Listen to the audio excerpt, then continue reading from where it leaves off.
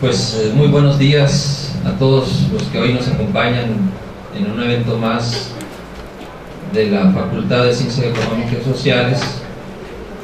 Decirles que este evento es transmitido en directo y que adicionalmente ustedes podrán consultarlo, revisarlo, ya editado en el portal de la propia Facultad de Ciencias Económicas y Sociales, ¿no? Igual que los anteriores, todos los eventos son debidamente grabados y luego se suben a la página de nuestra facultad, ¿no? Bueno, el día de hoy nos convoca para escuchar con mucha atención una conferencia magistral que será impartida por el doctor Tiago Duarte Pimentel, está al revés ahí, del cual dará nota curricular el doctor Rafael Figueroa, que en este caso fungirá como moderador de esta conferencia. Expresarle en principio nuestro sincero agradecimiento al doctor Tiago Pimentel por su presencia, por su visita aquí con nosotros. Él está de asesor, tutor de tesis doctorales que se están impartiendo en el doctorado en Ciencias Sociales, apoyando adicionalmente con un seminario a profesores de nuestra facultad, y por lo tanto le agradecemos mucho que esté con nosotros. Sea usted bienvenido, doctor, y le cedo el uso de la voz al doctor Rafael Figueroa para efecto de que modere la presente conferencia. Bien, buenos días, compañeros estudiantes, profesores de la facultad e invitados que asisten esta mañana a esta actividad académica que, como ya lo anunció el doctor Gerardo López Cervantes, se trata de escuchar la conferencia que se ha titulado, o que se titula Brasil, Evolución Social Reciente y Perspectivas, que habrá de editar el doctor Tiago Duarte Pimentel, quien nos visita de la Universidad Federal de Juiz de Fora de Brasil, y que para dar inicio a esta conferencia, para que un poco se conozca de la experiencia y la trayectoria del doctor Tiago Duarte, voy a permitirme dar lectura a una reseña, un resumen muy breve del amplio currículum del doctor Tiago Duarte para los efectos que comenté. El profesor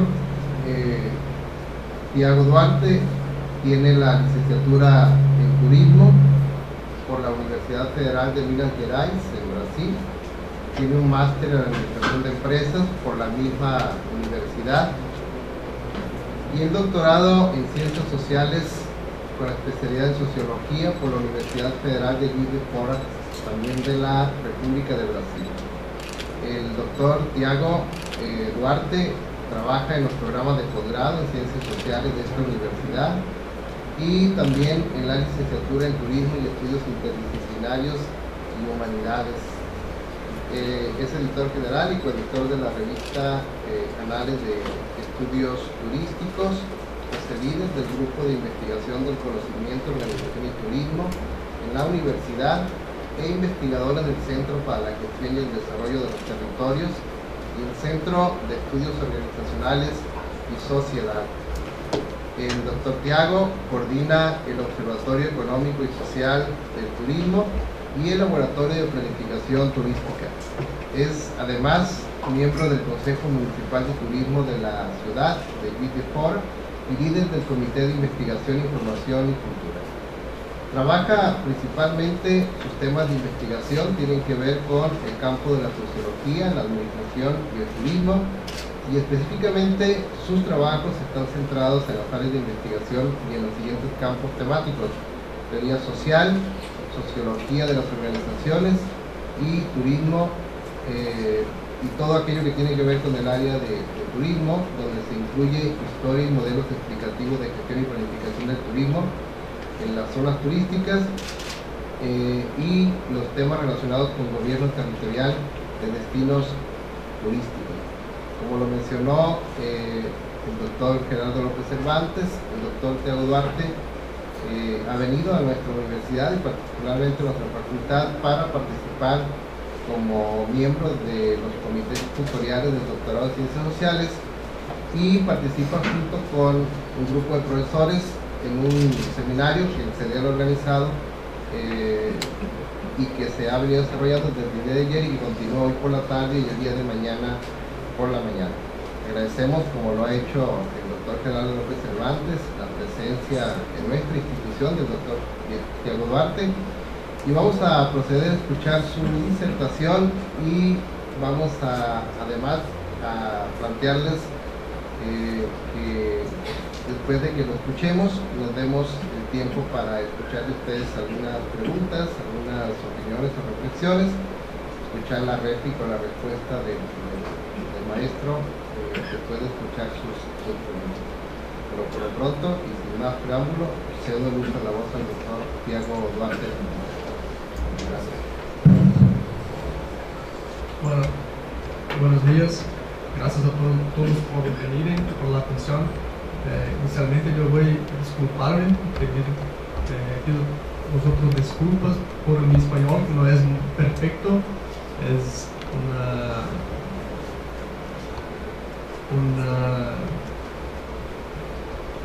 una versión de mis estudios de grado, entonces tiene que ver con, estamos hablando de unos 10 años atrás.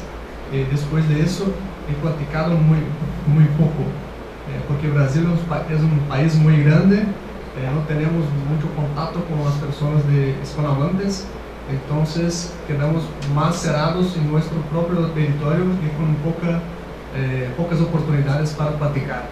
Entonces ahorita es que estoy empezando a platicar un poco más, entonces yo voy a intentar hablar despacio en una versión que yo mismo llamo como portuñol, y es una mezcla de portugués con español.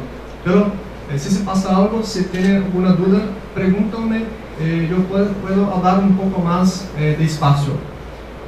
Bueno, hecho esto, después de la presentación, yo voy a pasar a la presentación de mi charla, de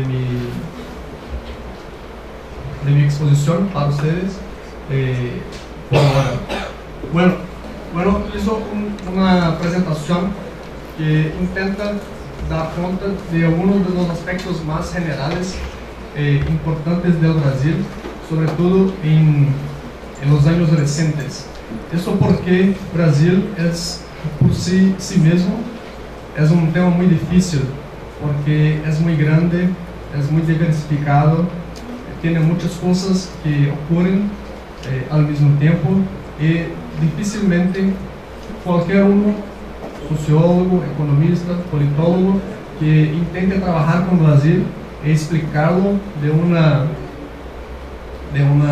manera por completa, fatalmente terá problemas en hacerlo, incurrirá en errores, porque es muy difícil trabajar con distintas variables de un país, de una civilización, de una cultura tan grande, tan distinta y tan variable. Entonces, lo que voy a hacer, lo que puedo hacer, es traer algunas de las características mayores que Brasil tiene, y sobre todo reforzar, subrayar lo que se pasa recientemente en Brasil. Entonces yo voy a presentar algunos datos de Brasil reciente, y también yo voy a hacer un recorte, hacer un apartado específicamente sobre la cuestión, sobre dos cuestiones, sobre la cuestión de la evolución de clase media en Brasil, del crecimiento de la clase media en Brasil, y también sobre la cuestión de la educación, que tiene que ver directamente con el crecimiento de las clases medias de Brasil. Estos dos fenómenos recientes son muy importantes porque están directamente involucrados con el crecimiento del país en una trayectoria no solo económica, pero también social de desarrollo. Entonces están involucrados con procesos de desarrollo decente en Brasil. Estos dos puntos me parece que son esenciales, que deben tenerse en cuenta en cualquier debate sobre Brasil decente. Bueno, después de eso, solo para ilustrar, para trazer una aplicación, hizo un apartado donde apunto resultados de investigación, pocos resultados, solo para ilustrar, solo para trazer un ejemplo de resultados de una investigación que yo mismo hizo sobre la formación profesional en turismo, porque tiene que ver con la evolución en términos de educación reciente de Brasil. Solo para explicitar un ejemplo de lo que se pasa con la educación en Brasil. Bueno, entonces, algunos datos de Brasil, solo para que tengan en mente lo que es Brasil. No sé si conocen, es probable que sí, perdóname, pero solo para tener una certeza de lo que estamos hablando. Entonces, ilustrativamente, este es Brasil, su mapa, su disposición geográfica y territorial. Hace frontera. Brasil tiene como vecinos casi todos los países de Sudamérica, con excepción de Ecuador. Entonces es un país territorialmente muy grande, muy largo, muy extenso, casi que continental. Incluso dentro de ello tenemos muchas regiones que están coloradas en el mapa, las cuales son las regiones administrativamente divididas en Brasil. La región norte, que es la verde; la nordeste, que es la azul, que está representada por la curva azul; la región sudeste, que es la roja; después la región centro-oeste, que es esta, amarilla; y después la sur, que es esta abajo, que es la región naranja en el mapa. Yo estoy poniendo este diagrama, esta figura, porque nosotros vamos a hablar después de algunas de estas regiones en particular. Sobre todo, por ejemplo, la región azul, que es una de las regiones más pobres de Brasil. Y lo que se pasa con la educación en Brasil es cómo ha cambiado un poco el perfil de la región azul. No solo socialmente, sino también políticamente, porque es también un colegio electoral. Las personas votan, eligen los políticos, tienen una masa de electores muy grande en esta región, que incluso está involucrada con la sucesión presidencial que hubo con la continuidad del gobierno de Lula 1 para Lula 2, y después la elección de su sustituta, que es actualmente la presidenta Dilma. Está muy involucrada todos los politólogos, cientistas políticos y estudiosos que hacen estudios sobre electorales en Brasil, han apuntado este fenómeno reciente que tiene que ver con clase media también, pero con la elección de los principales representantes de Brasil, porque han engrandido, han crecido económicamente y están satisfechos con eso. Bueno, solo para ilustrar algunos datos recientes de Brasil, unos datos generales sobre su población, área total, población. Tenemos en área total 8 millones de kilómetros cuadrados en Brasil, una población actual de 201 billones de personas y una densidad demográfica de 23.6 habitantes por kilómetro cuadrado. Nuestro PIB hoy, en términos en el año de 2013, es de 2.4 trillones, ¿es eso en español? Trillones de dólares, con una media per cápita de 12.118 dólares por habitante. Bueno, tenemos engrandido nuestro IDH para 7.300, y en la otra tabla, en esta, tenemos las principales ciudades de Brasil con su concentración de población. Entonces las 10 principales ciudades son São Paulo, Rio de Janeiro, Belo Horizonte, Porto Alegre y abajo las otras, que son, coincidentemente, son las capitales de sus regiones, sus estados, con excepción de Curitiba y Campinas, las dos últimas, más abajo. Todas las 8 primeras son capitales estatales, de estados, de provincias de Brasil. Y como se puede ver, hay una diferenciación en términos de población, de concentración muy grande en las 2 primeras ciudades. Las 3 primeras, porque también Belo Horizonte es muy densamente poblada. São Paulo con casi 20 millones de habitantes, después Rio de Janeiro con casi 12 millones, y seguido de Belo Horizonte, Minas Gerais, con 5.4 millones de habitantes.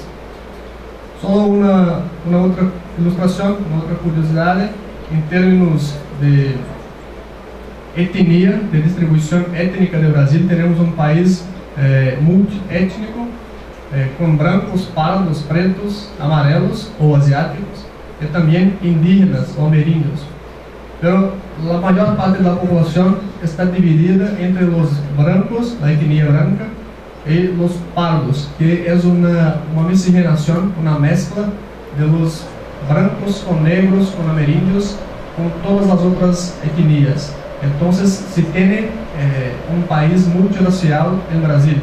Eso de hecho está un poco ligado con la cuestión de los preconceitos, prejuicios que se tienen, en la cuestión del racismo, pero que se tiene de una forma muy pequeña en Brasil. No tenemos una explicitación, una cuestión de racismo, por ejemplo, muy aclarada. No es algo que se pasa en Brasil de una forma muy intensa, y que tiene que ver con la cuestión de la etnicidad del país. Y al otro lado, solo como una ilustración, tenemos la distribución religiosa en Brasil. El catolicismo romano es la mayor parte, con 64.6%, seguido del protestantismo, 22.2%.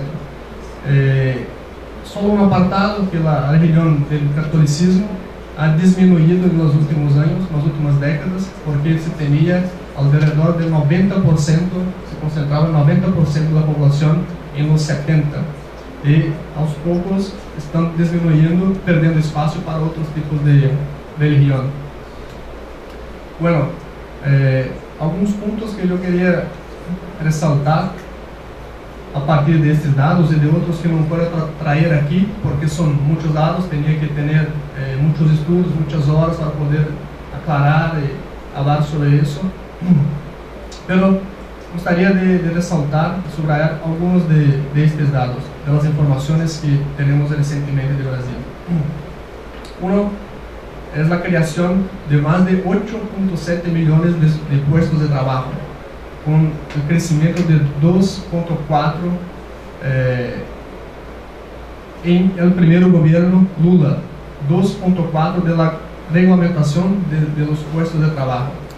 Esto es una cifra muy grande, porque ningún otro gobierno ha logrado éxito en expandir, en aumentar tan fuertemente los puestos de trabajo en Brasil. Y esto, como lo saben, es una cuestión vital para cualquier país, cualquier sociedad hoy en el mundo. La cuestión de cómo manejar los puestos de trabajo para la población.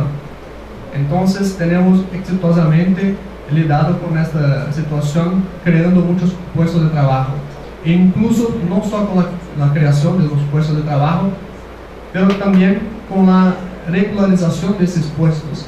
Lo que quiere decir es que no tenemos apenas la creación de los puestos, pero también la formalización de estos puestos de trabajo con cartera de trabajo, con seguridad social, con posibilidad de que los trabajadores tengan beneficios sociales caso tengan un accidente, caso tengan una imposibilidad de trabajar.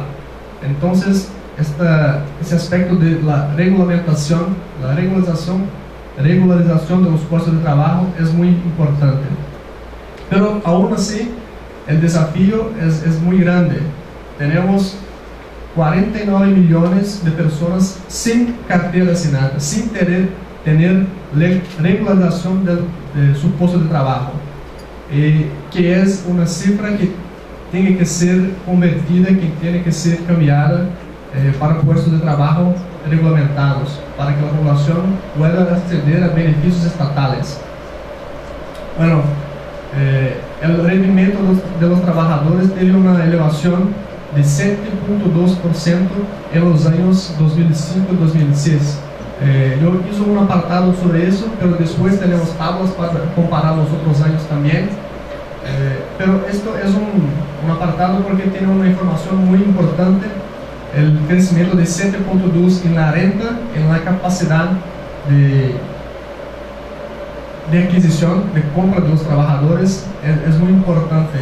Hubo un crecimiento en su poder adquisitivo y eso tem se manteniendo a lo largo de los años de la última década en Brasil, lo que contribuyó para el cambio del perfil demográfico de Brasil, aumentando una base de su clase media. Bueno, con relación a la desigualdad entre género, entre los hombres y las mujeres, esto aún es un problema que tiene que ser solucionado, pero es muy difícil. Pero todavía hay una progresiva reducción en términos de los salarios, de la diferencia entre los salarios pagos a los hombres y las mujeres.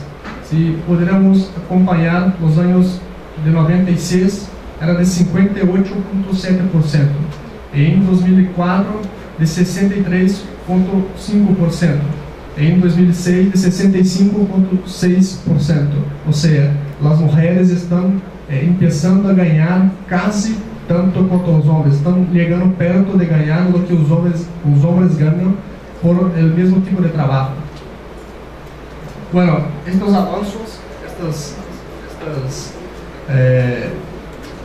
estes logros, esses êxitos são passos importantes, pero aún tiene que hacer muchas cosas. Tenemos que corregir los desequilibrios estructurales que se tienen en Brasil. Sin embargo, lo creemos nosotros, los estudiosos de Brasil, sociólogos, politólogos, economistas, que estamos en la ruta correcta, en el camino correcto. Pero los problemas que tenemos son muy grandes, los problemas heredados son muy grandes, son estructurales de centenas de años atrás. Entonces, tenemos que hacer mucho por muchas décadas aún para poder corregir los desequilibrios estructurales que se tienen en Brasil. Pero, leyendo la última década que tenemos, estamos en la ruta correcta, en el camino correcto. Bueno, este es un gráfico sobre la evolución y distribución de la población en Brasil.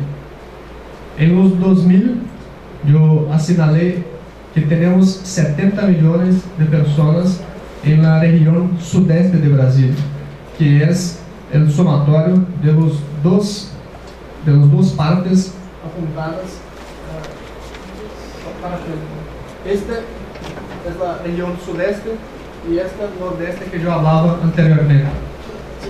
Todavía puede mover un poquito para adelante. Uno más allá. La suma de los dos barras aquí muestran la población de la región sudeste. La distribución es más significativamente concentrada en esta región de Brasil. Y esta tabla nos trae una serie de informaciones sobre los IDS, los indicadores de desarrollo social de Brasil, entre los años 70 a los 2010, la primera década de los años 2000 en Brasil. Este indicador es constituido, es compuesto por una serie de categorías que son los indicadores de salud, de educación, de trabajo, de rendimiento y de habitación.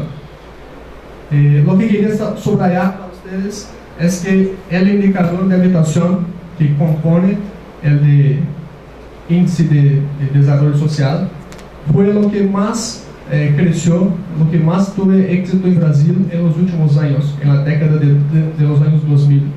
Sin embargo, todos los indicadores han crecido, han evoluido en los últimos años, en los últimos 40 años, lo que muestra que Brasil tiene un crecimiento un poco sustentable desde el punto de vista de su crecimiento, sino también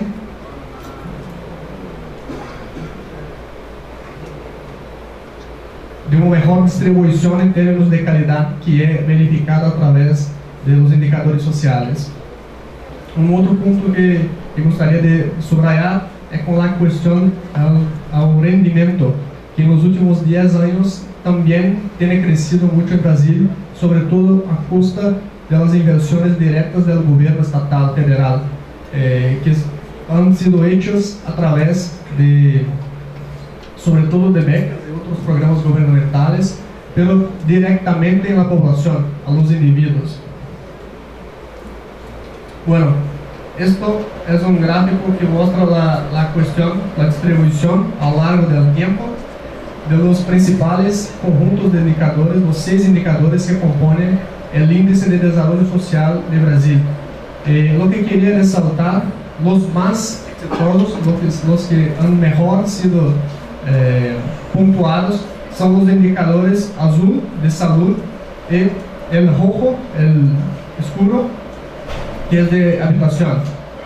Pero lo que quería subrayar para ustedes es el indicador de educación, que es el verde que está apuntado aquí, porque más adelante yo voy a hacer un apartado, una discusión sobre la educación en Brasil, que es un punto muy importante, muy fuerte para tratar de la evolución reciente del país, porque esto ha sido la base de las inversiones del gobierno federal, y a partir de ahí se expandió para las otras áreas, o que combinó con el cambio, o pelo menos ha contribuido para el cambio de las bases de la población en Brasil, que ha se convertido de pobres, muy pobres, para personas de clase media. Bueno,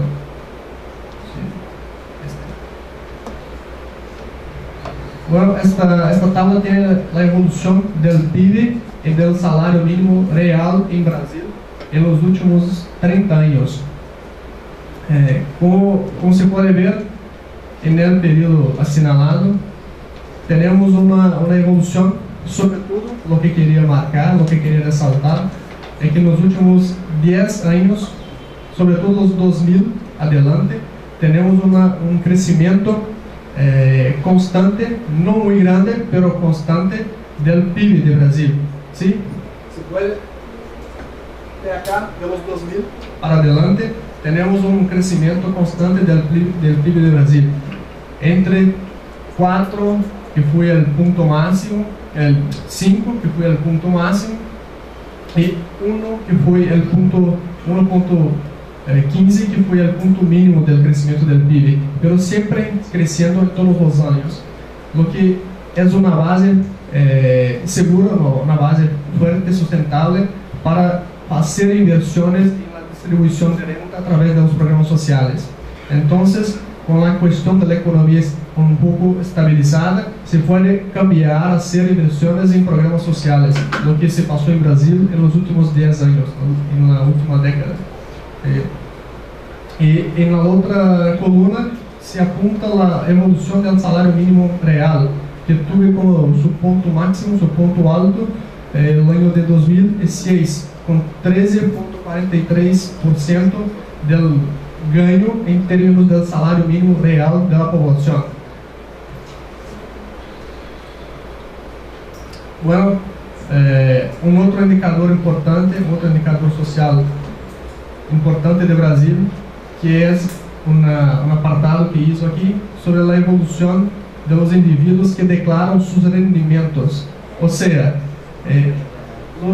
la población brasileña no solo está ganando un poco más, teniendo más dinero, pero también está declarando eso para el gobierno. En Brasil, todas las personas que ganan más de 2 salarios mínimos tienen que hacer declaración de impuesto de renta. Y lo que esto significa que el gobierno pasa a tener un control mayor sobre las finanzas, sobre lo que circula, lo que se pasa en términos de gastos, de inversiones de las familias. Y puede hacer un cruzamiento, una mezcla, de datos, ¿sí? Para checar, para verificar el éxito de los programas sociales que están teniendo, que está desarrollando. Entonces, lo que podemos ver es que las personas están teniendo un gano, una renta individual y familiar mayor, y también están teniendo una declaración mayor, lo que importa para el gobierno desde el punto de vista que va a tener mayor control sobre la recaudación de vuelta de impuestos. Y a partir de ahí, reinversiones en programas estatales dado por el gobierno. Bueno, sí, por un lado tenemos la evolución del salario mínimo real, y después de los individuos que declaran sus rendimientos, tenemos también un crecimiento de los individuos ocupados en Brasil. O sea, los indicadores están casi que en conjunto todos subiendo, tanto los indicadores formales como los indicadores de las personas que trabajan, que están en el mercado formal, pero también de las personas que tienen ingresos, que han aumentado sus ingresos, pero que no tienen una ocupación formal, como vamos a ver en la otra tabla. En esta tabla quería señalar 2 puntos del año de 2002 y del año de 2007, que hubo un crecimiento cuantitativo de casi 13 millones de personas que están ocupadas en Brasil, que están creciendo, teniendo incrementos en términos de sus inversiones, de su renta. Sin embargo, también los individuos que no están involucrados, que no están envolvidos en el mercado formal de trabajo, también han tenido mayor ingreso, mayor divisas, han conseguido más dinero en Brasil en los últimos años, desde el año de 2001, que tenía 16 millones de individuos sin ocupación, pero con rendimientos. En el año 2007 tenemos 22 millones de individuos que no tienen ocupación, pero que tienen rendimientos. Y esto es un dato importante porque más adelante yo voy a cruzar eso con la cuestión de los investimentos que el gobierno hace y un segmento de la población que recibe los investimentos gubernamentales, pero no aprovechan todas las oportunidades que están siendo creadas. O sea, el gobierno está trabajando, está produciendo su parte, está produciendo oportunidades para la población, pero nem toda la población está aprovechando las oportunidades que están siendo creadas. Y muchos de estos individuos, por ejemplo, assinalados aquí, têm recebido inversiones directas gubernamentales, sino no han ingresado en el mercado formal de trabajo, ni en plazas en las universidades, en los cursos públicos que tenemos en Brasil, por ejemplo, ni los privados también, que no pudieran ser. Bueno, este es el punto, un punto. Después de los dados, podríamos hablar de más dados en Brasil, pero estos dados solo para contextualizar un poco la cuestión, sobre todo social, que se pasa en Brasil. Lo que quería resaltar son dos principales factores, dos principales cuestiones que se pasan en Brasil recientemente. Uno es la cuestión de la clase media, que es el punto, yo creo que sea el principal factor que todos los estudiosos han se debatido, han estudiado, han discutido en los últimos años, porque esto tuvo como un cambio muchas cosas en la sociedad brasileña, en muchas implicaciones, desde el punto de vista mercadológico hasta el punto de vista de políticas públicas demandadas por los ciudadanos. Bueno, esta cuestión de la evolución de la clase media puede ser vista a partir de los últimos 20 años, por ejemplo, como un cambio, una migración de la población de más baja renta hacia una migración para una clase media, una clase intermediaria. Aquí en la tabla tenemos tres tipos de clases representadas. La clase A o B, que también ha crecido en Brasil de los años 90 hasta los primeros 9 años del año 2000, que se dobló prácticamente de 92, cuando se tenía 5,4% de la población, se pasó a 10,6% de la población en los años 2000. Pero lo que importa, que es más importante en términos cuantitativos, en términos de cantidad de la población, es el cambio estructural, el cambio que se tuve en relación a la clase C, que es la roja representada en el gráfico, que partió de 32,5% en los años 90 para 50,5% de la población brasileña en los años 2000. O sea, tuvo un crecimiento de 18%, básicamente. Y eso estamos considerando millones de personas de la población brasileña, que es un fenómeno social, pero también económico, y que tiene implicaciones por diversas otras políticas, tanto públicas como también cuestiones de mercado, como por ejemplo reorientación de tipos de productos que se pueden explotar, de empresas que pueden hacer explotaciones de segmentos de mercado en Brasil. Un ejemplo es el crecimiento del mercado de viajes. El turismo en Brasil creció mucho en los últimos años porque las personas de la clase media pasaron a consumir servicios turísticos y antes no lo consumían. Entonces se ganó un segmento de mercado muy grande con las personas que pasaron a ingresar para la clase media. Y este segmento de mercado es explotado tanto por las empresas turísticas cuanto también por mercados, por montadoras, empresas de automóviles, sobre la cual la base de Brasil en términos de actividad productiva está en términos de puestos de trabajo, está muy sustentada recientemente. Las montadoras, sobre todo internacionales, que se establecen en Brasil. Brasil no tiene una fábrica, una montadora de automóviles. Entonces, son todas de extranjero, de Japón, de Estados Unidos y otros, Alemania y otros países.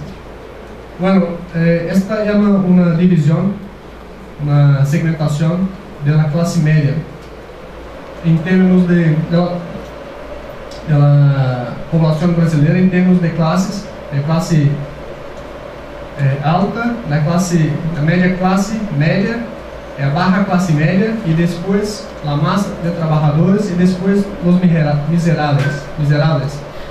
Entonces, solo con un apartado, una ilustración, desde el punto de vista de una clase más alta hasta los miserables, tenemos como la tabla nos muestra, podemos apuntar algunos elementos acá, que es el crecimiento en todos los tres, un crecimiento de una forma general, pero sistemáticamente más fuerte en todos los tres niveles más bajos de ingresos en la población brasileña, desde los miserables hasta la masa de los trabajadores, hacia la baja clase media.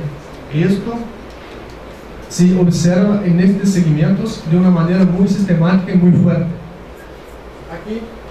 Después aquí, una diferencia de casi 18%, y esto es el grosso, la mayor parte de la población. Y después en la clase media, que también tuvo un crecimiento de casi 7%. Bueno, pero lo que es la clase media en Brasil, ¿de qué estamos hablando? ¿qué es la clase media? ¿Cuánto gana? ¿Cuánto en términos de inversiones tiene la clase media en Brasil? Entonces traemos acá las faixas de rendimientos que se tienen. Bueno, abajo de 296 reales son los miserables, los que ganan menos de la mitad de un salario mínimo. Menos de la mitad. El salario mínimo es el salario más legalmente bajo que se tiene en el Brasil, pero hay personas que ganan menos de la mitad, son los miserables. Después, entre 296 hasta los 593 reales, o sea, estamos hablando de 600 reales, serían como que 300 dólares, 250, 300 dólares, que es la masa de trabajadora, la masa proletariada, que gana un salario mínimo en Brasil. Y después la baja clase media, que gana de 1 hasta 3 salarios mínimos en Brasil, lo que sería equivalente a 750 dólares. Y después la media clase media, que sería de los 1.500 reales aproximadamente, alrededor de 1.500 reales, hasta los 3.000 reales, que es la media clase media. Y después a clase media alta o a clase más alta de ahí para arriba que se tiene en Brasil, que sería a partir de los 3.000 reales. Pero 3.000 reales serían como que 1.500, 1.300 dólares, más o menos, alrededor de 1.300 dólares. Entonces, a partir de esa faixa, de ese tipo de distribución, es que se van a tener las clasificaciones. Esta, por ejemplo, que yo estoy trayendo para ustedes. Hay otras también, podríamos trabajar con otras clasificaciones, hay distintos cortes que se pueden hacer, pero estos son datos oficiales. Estoy trabajando con los datos de IPEA, que es el Instituto de Pesquisas Económicas Aplicadas de Brasil. También se tiene el IBGE, que es el Instituto Brasileño de Geografía y Estatística. Bueno, intenté vincularme solo a los datos oficiales, pero se puede hacer cambios en términos de clasificación y trabajar con otra segmentación distinta. Esto es la oficial, o una de las oficiales que estoy trabajando para traer para ustedes.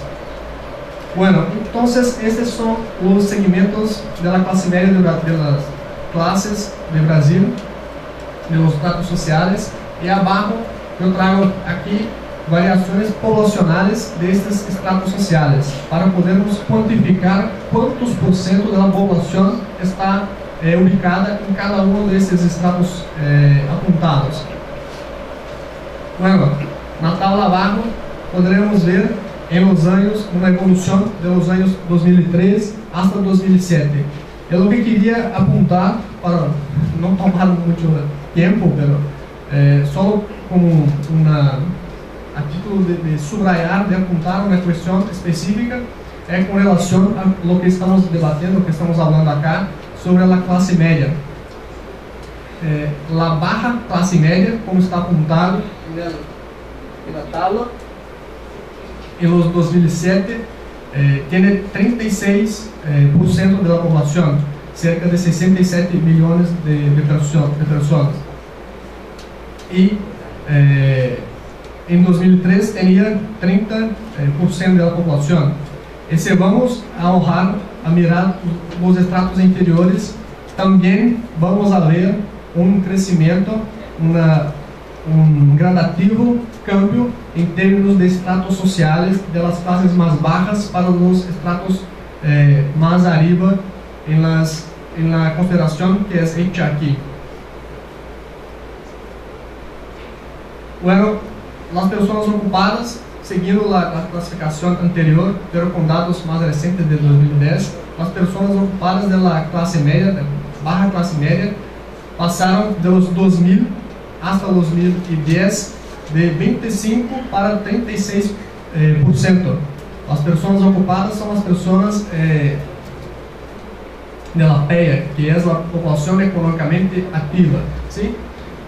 Pasaron, hubo un incremento de casi 11% en los últimos 10 años, lo que nos demuestra, lo que significa que están no solo ganando más, pero también ingresando más en el mercado de trabajo, y sobre todo, como vamos a ver a través de otros indicadores, en el mercado formal de trabajo.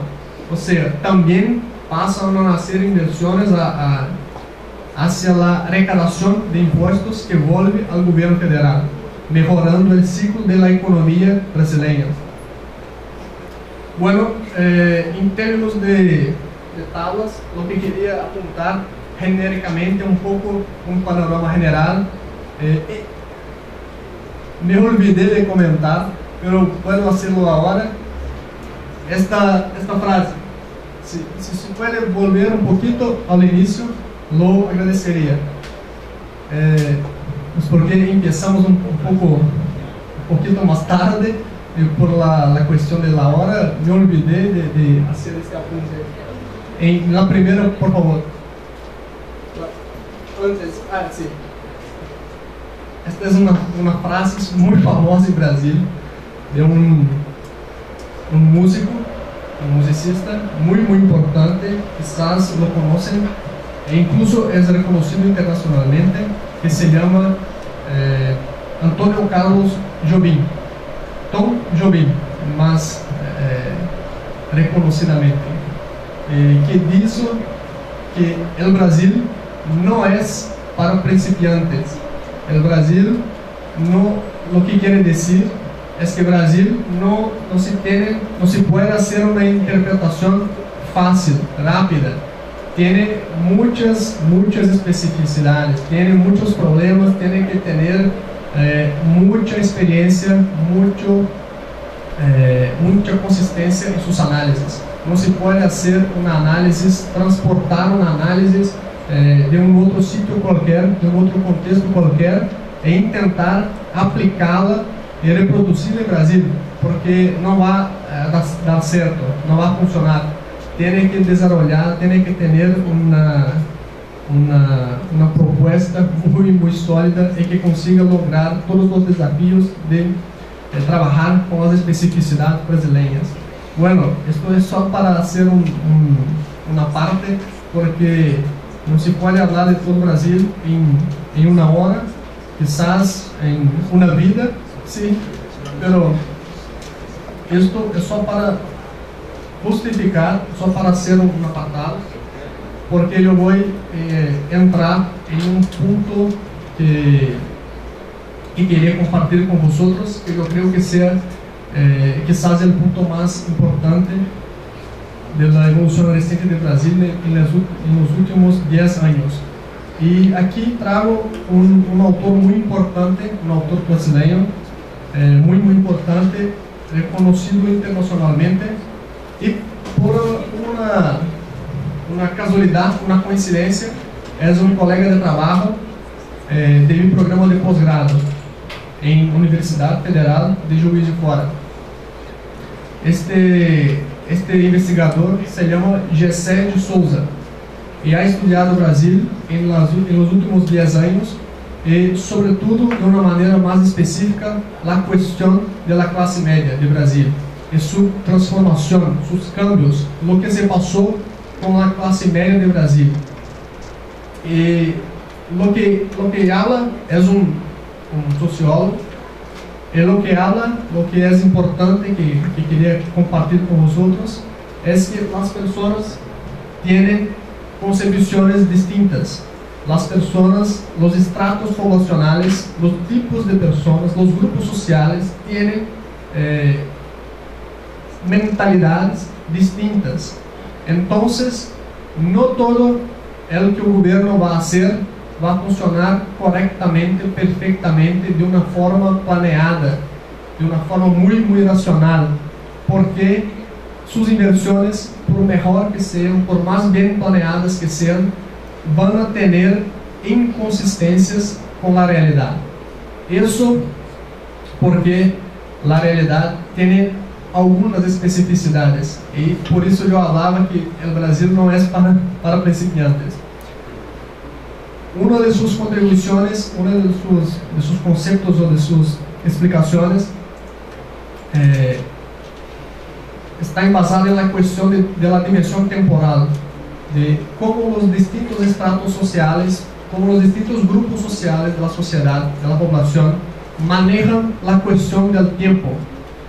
Entonces, de una forma muy general, dividido la población en tres grandes estratos sociales, tres grandes grupos sociales, lo que encontró fue que el estrato más bajo de la población, los pobres, los miserables, ¿sí?, los que tienen menos inversiones, que ganan menos, tienen una concepción muy distinta, muy particular del tiempo y de cómo manejar sus acciones, cómo agir en el cotidiano, cómo hacer las cosas en el día a día.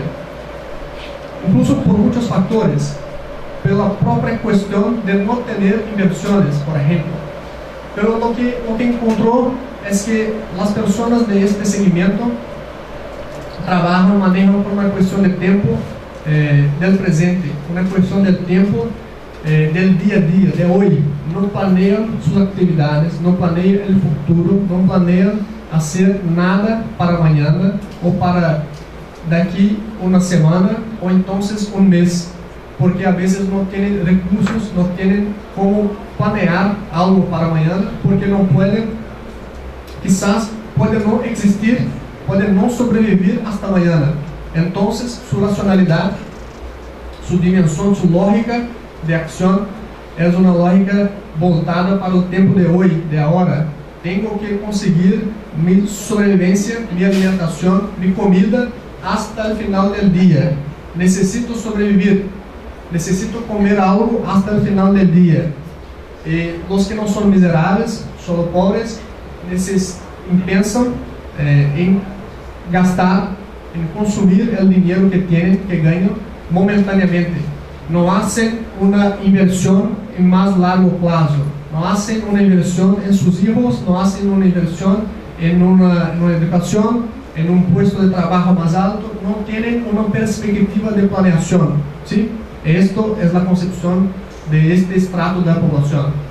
Pero lo que es interesante es que cuando se cambian los estratos de la población, se cambian también las lógicas de manejar el tiempo, de agir en el cotidiano, ¿sí? Entonces, lo que encontró al estudiar la clase media es que es una clase que, distintamente de la anterior, trabaja con una concepción muy más orientada por el futuro.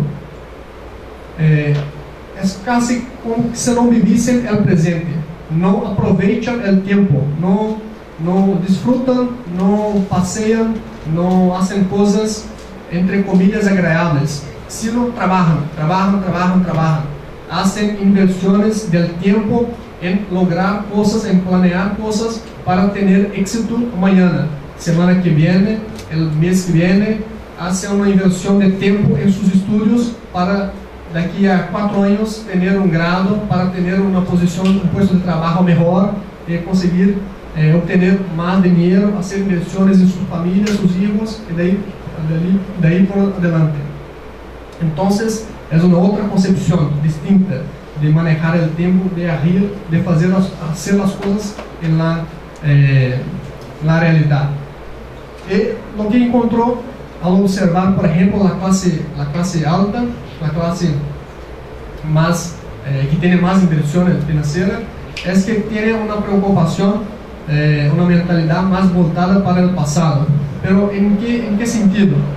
En la reputación, en la manutención del nombre de la familia, en la manutención del patrimonio también físico, el patrimonio financiero, porque son clases que tienen más dinero, que tienen que mantener las poses, mantener los recursos que tuvieron heredados a lo largo del tiempo. Entonces es una clase que trabaja que maneja la lógica del pasado, de mantener lo que tenemos, cuáles son los recursos, los patrimonios que tenemos, desde de recursos materiales, como por ejemplo dinero, hasta recursos simbólicos, como por ejemplo reputación, el nombre de nuestra familia. Entonces tenemos que mantener esto. Y son personas, es una clase voltada para este tipo de acción. Y un otro punto importante que ha sido estudiado por este autor es con relación a movilidad social y el nuevo actor político, que es específicamente la clase media. La movilidad social que ocurrió en Brasil es de la clase más baja, de los trabajadores, de los proletarios, de los miserables para los trabajadores pobres y de los pobres para la clase media baja. Pero esta movilidad social también se convirtió o también tiene directamente una influencia sobre la política, porque también influencia en las decisiones, en la toma de decisiones, en la elección de los políticos de Brasil. Entonces se convirtió o ha influenciado, por ejemplo, las elecciones que tenemos en Brasil, tanto de nivel presidencial como también de los niveles regionales. Y cuando hablamos, por ejemplo, de la región nordeste de Brasil, que es, si puede voltar un poquito rápido, la primera.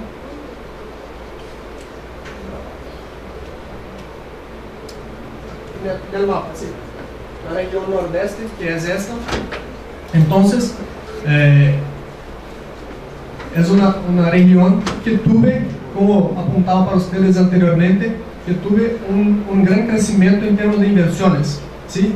Y que también tiene un rol, un papel importante, porque en Brasil se habla, se dice que es la región que elige los políticos, sobre todo los presidentes, porque tienen un colegio electoral muy grande y porque está involucrada con el tipo de crecimiento que se tuvo en Brasil en los últimos 10 años. Es como que si todos los ciudadanos de esta región estuviesen comprometidos con este crecimiento y por tanto votasen, eligiesen los gobernantes que llevaron a cabo este programa, este proyecto social en Brasil, que son el presidente Lula, que ha gobernado Brasil por 2 veces, y después la presidenta Dilma, que está en el poder en el momento. Bueno, entonces son 2 elementos más que él trabaja, que intenta manejar la cuestión de la movilidad social y cómo esto influyó en la cuestión política en Brasil.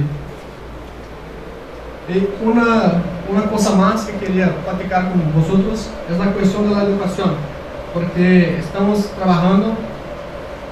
hablando de una movilidad de las clases sociales, y eso se ocurrió en Brasil bajo una orientación a través de programas sociales, de una inversión directa en la población, en los individuos, como a través de becas que fueron dadas, que fueron investidas por el gobierno federal en las familias de baja renta que tenían sus hijos en la escuela.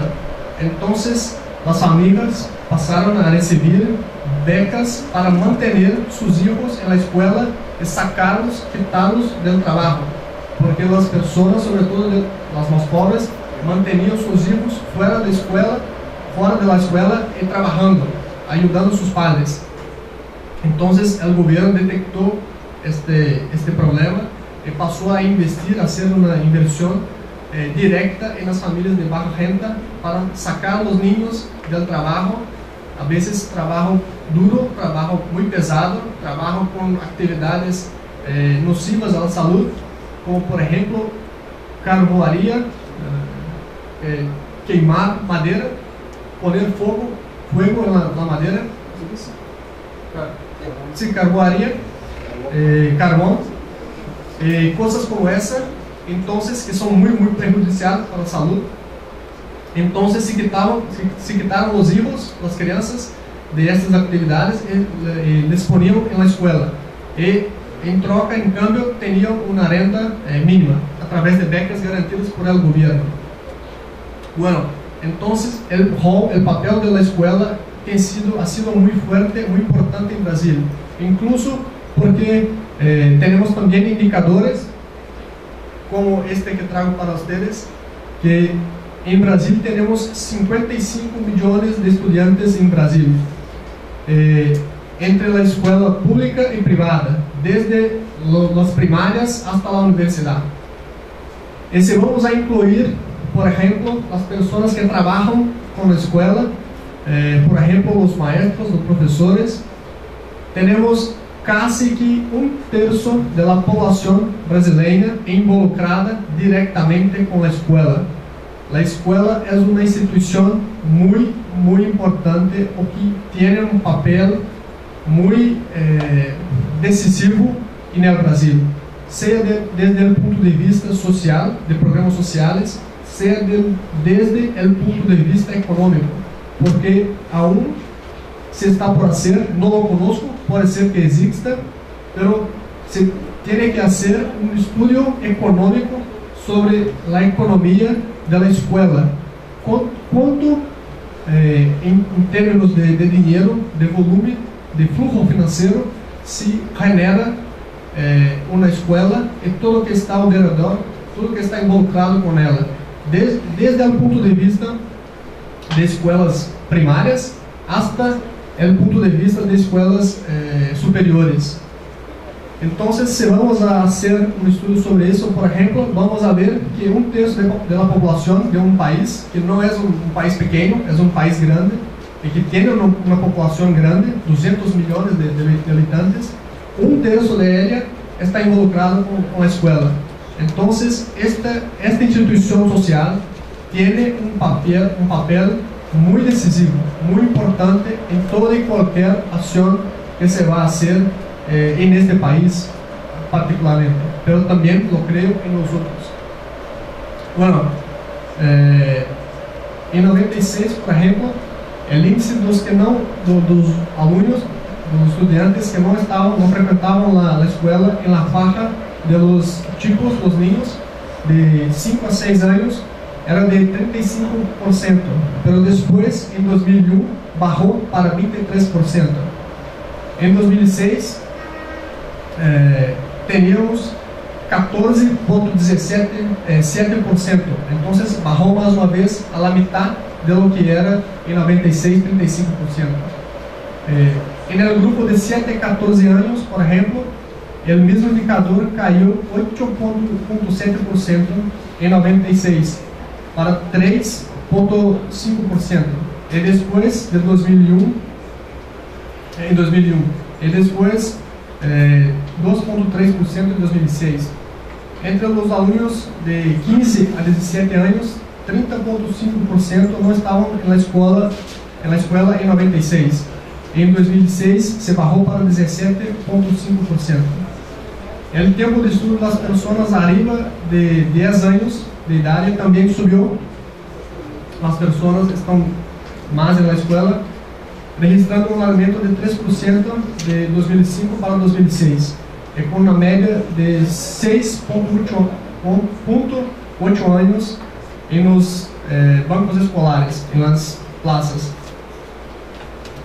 Ya en el ensino superior, tuvo un crecimiento de 13,2% entre 2005 y 2006, mucho también involucrado con la expansión de las universidades particulares o privadas. Bueno, y el papel público de la reducción de las desigualdades apareció en la distribución regional de los dos sistemas de universidad pública y privada. Se tuvo una expansión de universidades públicas de Brasil, sobre todo federales, en las regiones más pobres de Brasil en la última década, en la región nordeste y norte del país. Al otro lado, en la región sudeste, que es la más rica de Brasil, se tuvo un crecimiento de las instituciones privadas, de ensino superior privado. Bueno, algunos datos de PNAD, que es un instituto de Brasil, las personas con 11 años o más de estudio eran apenas 22% en 96 y 10 años después atingieron 38,1%. El esfuerzo educacional de las mujeres fue el principal responsable por la progresión o que muestra que las mujeres están estudiando más en Brasil. Pero también tenemos un problema que es con la cuestión a los analfabetos, las personas que no tienen estudios o que tienen un analfabetismo funcional, tienen algún grado de estudio pero no consiguen hacer las cosas efectivamente. Esto disminuyó en Brasil, pero aún es un índice que disminuyó poco, necesita haber más atención a esta cuestión. Luego, una cosa importante a resaltar aquí es que actualmente 7.5% millones de matrículas se tienen en el ensino superior en Brasil, de los cuales 2 millones están en universidades públicas y los otros 5.5 millones de matrículas, de plazas, están en las universidades privadas de Brasil. Entonces, mismo con todo el crecimiento, la inversión que el gobierno federal de Brasil hizo en las universidades federales en los últimos 10 años, aún tenemos menos de 33%, menos de 1/3% de los estudiantes en las escuelas, las universidades federales de Brasil, o públicas, y más de 70% en las universidades privadas, ¿sí? Sino es un gran mercado en Brasil. Bueno, tiene una otra cuestión que es muy importante, que está involucrada con que hablaba anteriormente, que es la generación NEI o NI, que son las personas que no estudian y también no trabajan. Y lo que tiene que ver con eso, a despecho de todo el investimento que el gobierno ha hecho, 9.6 millones de personas en la faixa del 15 a los 29 años no están estudiando ni trabajando. Es un segmento muy grande en Brasil. ¿Y por qué no hacen eso? ¿Sí? Si vamos a cruzar eso con los datos presentados anteriormente, vemos también que es un segmento que tiene una inversión grande del gobierno federal.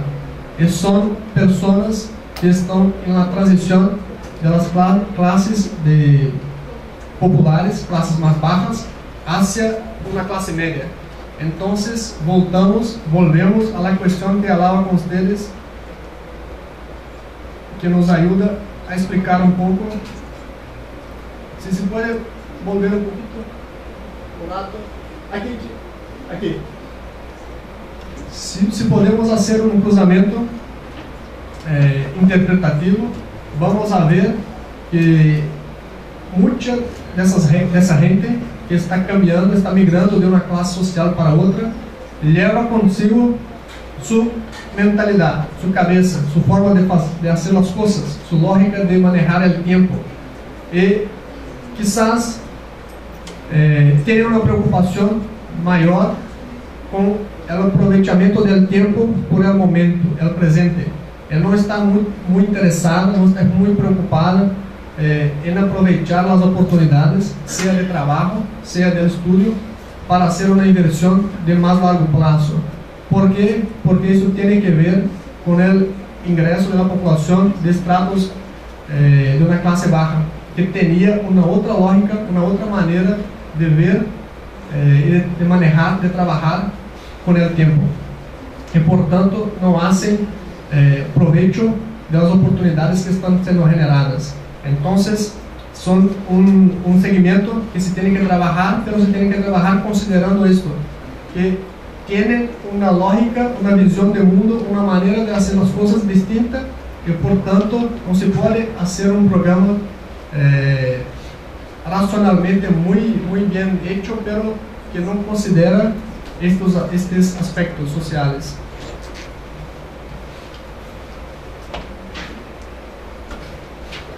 Bueno,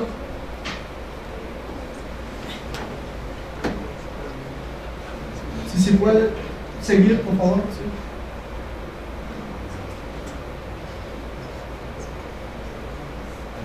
Uno más. Sí, dos cosas más quería hablar con ustedes. Hasta ahora yo he presentado datos, informaciones, cuestiones teóricas también de Brasil, ¿sí?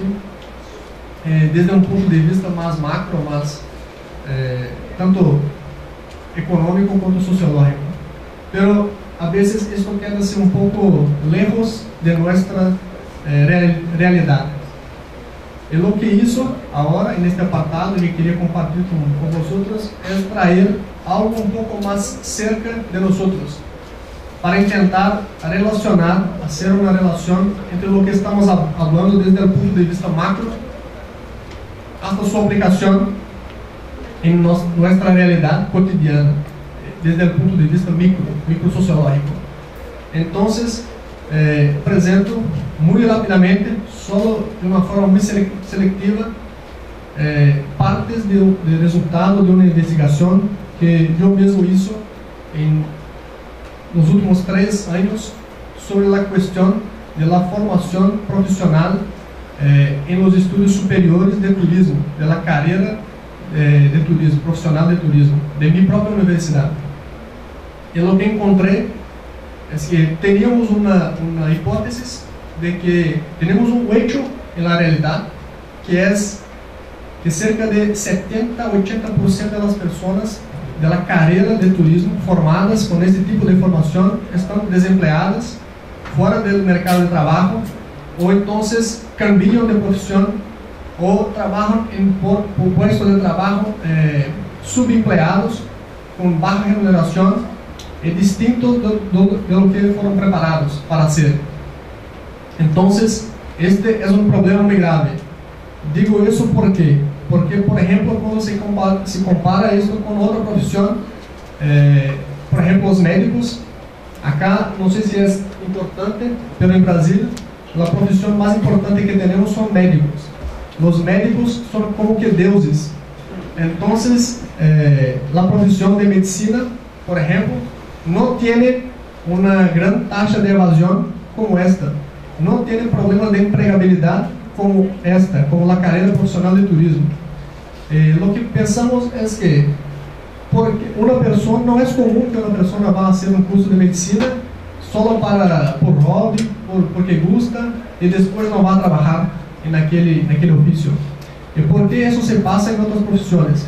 Entonces tenemos ese hecho en la realidad que queremos estudiar. ¿Cuál es el problema que se pasa con este tipo de profesión, de carrera profesional? Entonces, impartimos de una hipótesis de que hay una distinta configuración en términos de pensamiento y de forma de agir de distintos actores, desde los profesionales, los maestros de la academia que forman ese tipo de actor, de profesional, hasta el mercado de trabajo, las empresas, y también los propios estudiantes que después convierten-se en profesionales.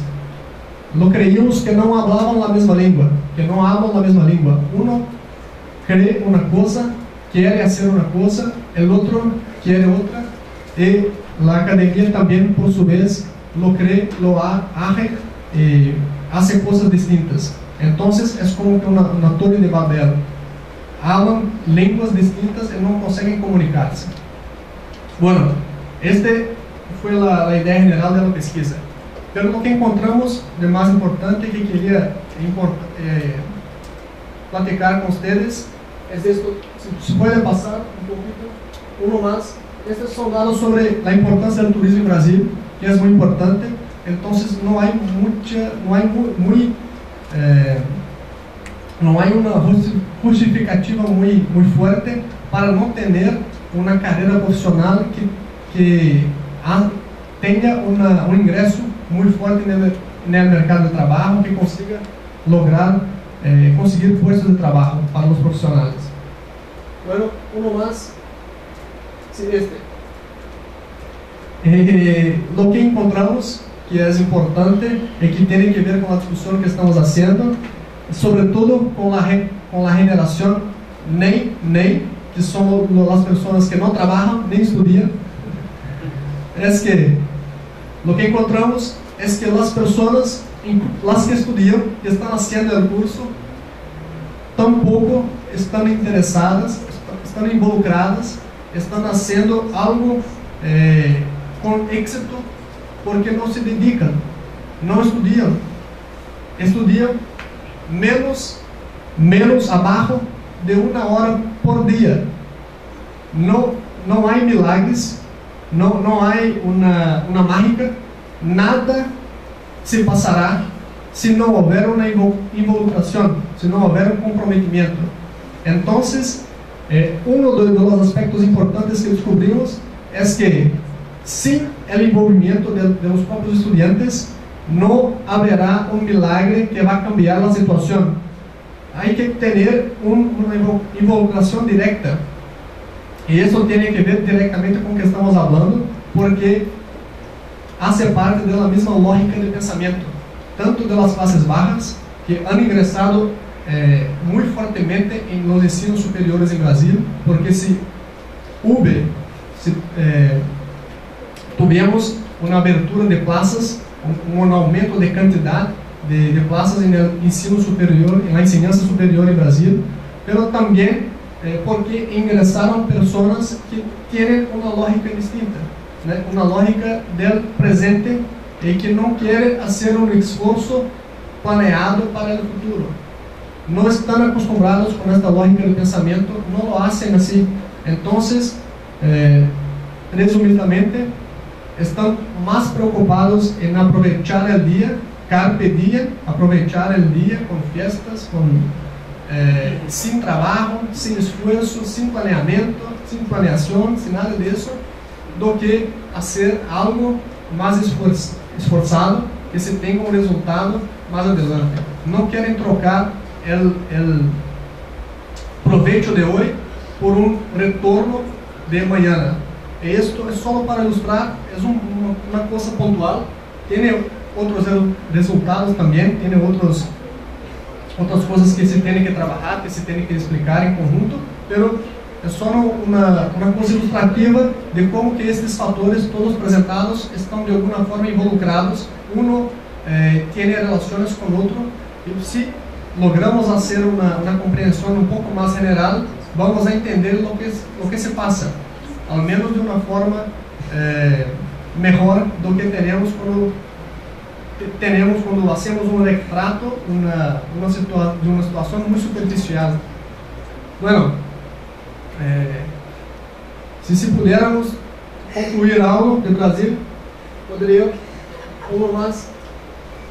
poderíamos decir lo siguiente: hay una significativa mejora en el crecimiento económico, en la distribución de renta, en la reducción de la pobreza en Brasil. Brasil está convirtiéndose en una sociedad de clase media. Los indicadores demuestran eso. El gobierno fue y continúa siendo el principal motor, el principal agente responsable por este proceso. Pero todavía, en el comienzo del proceso de transformación estructural de sociedad, estamos comenzando apenas, solamente en la primera parte. Hay mucho que ser hecho. A pesar de la creación de nuevas oportunidades, muchas oportunidades no son aprovechadas. Les dejan, no aprovechan las oportunidades. Y eso se muestra también a través del bajo investimento personal. Las personas investen de una forma muy baja, no se comprometen, no hacen su papel en el investimiento que se espera de ellos, en la adquisición de capital cultural. Y lo digo eso porque, como los estudios sociológicos han demostrado, sobre todo clásicamente a través de Bourdieu, Pierre Bourdieu, entre otros, la adquisición de capital cultural es una ferramenta, una condición sine qua non, una ferramenta muy importante para que se pueda convertir capitales culturales en capitales económicos. Y de ahí por adelante, capitales sociales, por ejemplo. Pero es necesario tener capital cultural para lograr éxito, conseguir obtener capital económico. Lo que quiero decir es que sin cualificación, sin investimento personal, em termos de aproveitar as oportunidades para conhecer mais, me desenvolver-me pessoalmente. Não vou ter um puesto de trabalho melhor, quizás não vou ter nenhum puesto de trabalho. Então, não logro êxito em obter uma condição socioeconômica de vida, de qualidade de vida melhor mais adelante. Isto todos os estudos lo comproban. Pero el punto básico es la adquisición del capital cultural. Y lo que estamos haciendo en Brasil es ofrecer las oportunidades, ofrecer la puerta de entrada. Pero si no quiere entrar, no se puede hacer nada.